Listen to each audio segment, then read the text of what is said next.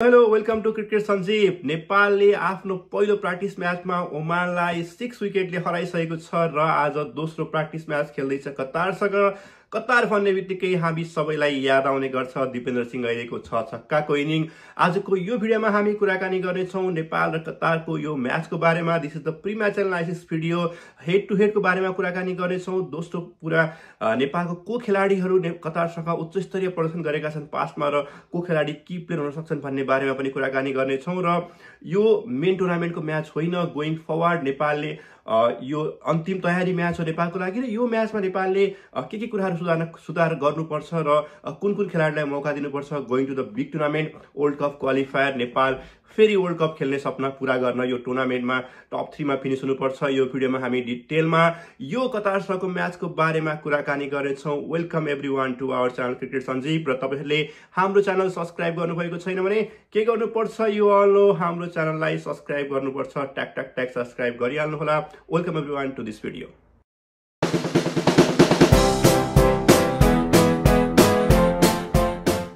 भिडियोलाई अगाडि बढाउँ र अगाडि बढाउने कुरामा थोरै लास्ट म्याचको कुरा गरौँ। लास्ट म्याचमा नेपालले ओमानलाई 6 विकेटले हराएको थियो।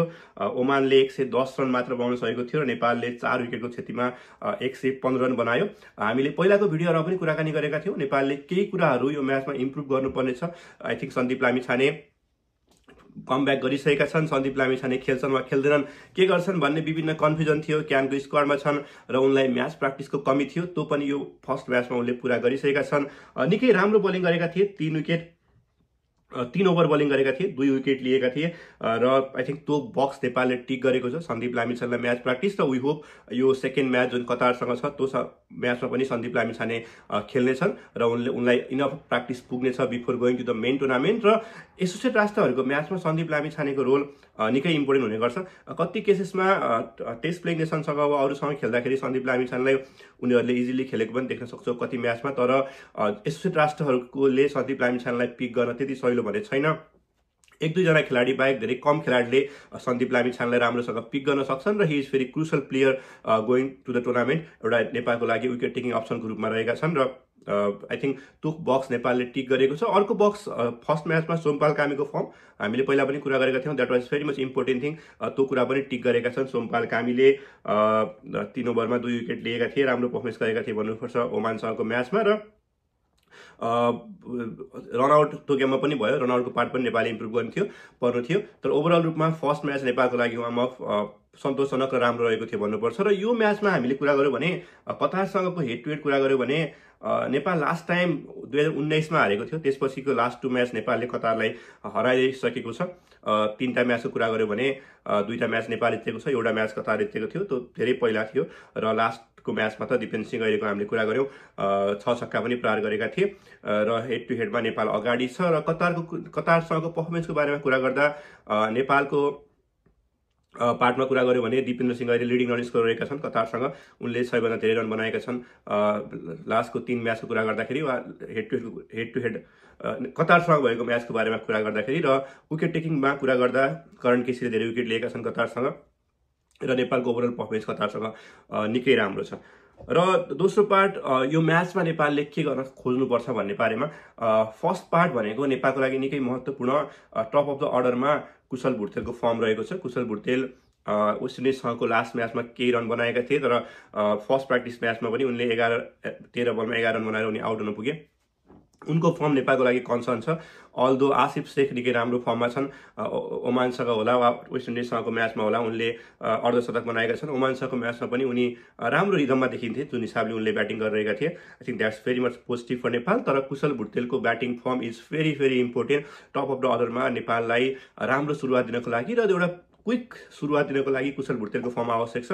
क्विक भनेर हामीले पहिला पनि कुरा गऱ्यौँ, कुशल भुर्तेलले फर्स्ट बलमै चौका छक्का हान्न चाहिँ खोज्नु हुँदैन। कुशल भुर्तेलले 2टा कुरामा फोकस हुनुपर्छ। फर्स्ट 1-2 ओभरमा अगाडिको भीमा उनीले खेल्न प्रयास गर्नुपर्छ। धेरै हामी हेऱ्यौँ भने उनी क्रस प्याडेड सर्टमा आउट भइरहेका छन्। बललाई अगाडिको भीमा खेल्न प्रयास गर्नुपर्नेछ कुशल भुर्तेलले, किनभने उनी गुड फर्ममा छैन अहिले। त्यो हिसाबले गर्दा पनि स्ट्रेट ब्याटले बढी सर्टहरू खेल्न सक्नुपर्नेछ र he is very good at that as well.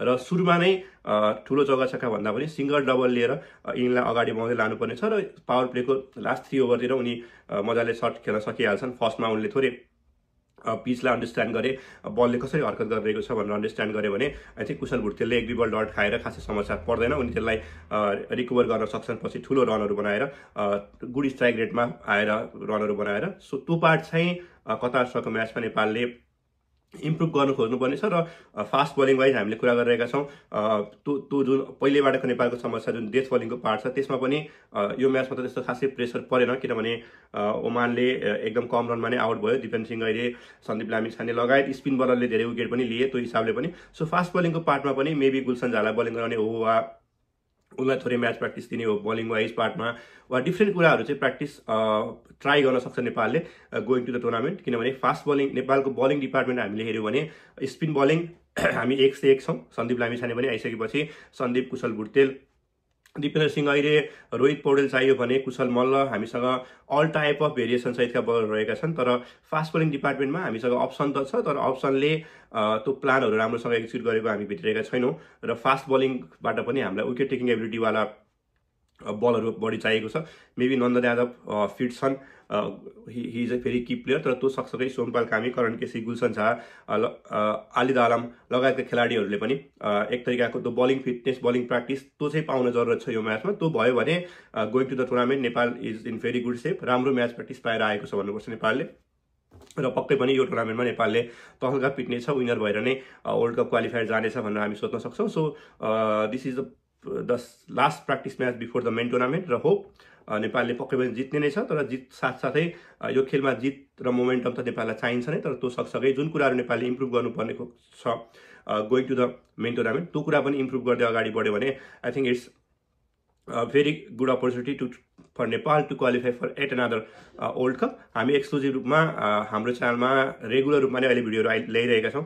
धेरै साथीहरूले कम्प्लेन पनि गर्नुभएको थियो एउटा भिडियो हाल्नुहुन्छ तपाईँ हराउनुहुन्छ भनेर, तर अब हामी रेगुलर रूपमा यो टुर्नामेन्ट र मुभिङ फरवर्ड नेपाली क्रिकेट सम्बन्धी भिडियोहरू, एक्साइटिङ स्टार्टहरू, pre match post match analysis, सँगसँगै म्याच अगाडि आएर लाइभमा कुराकानी गर्ने पार्टहरू हामी गर्नेछौँ। सो त्यो सबै कुराको लागि हाम्रो च्यानलमा आएर हाम्रो भिडियोहरू हेरिदिनु होला, र हाम्रो च्यानल सब्सक्राइब गर्नुभएको छैन भने please for all the updates हाम्रो च्यानल सब्सक्राइब गरिदिनु होला। This much for today's video.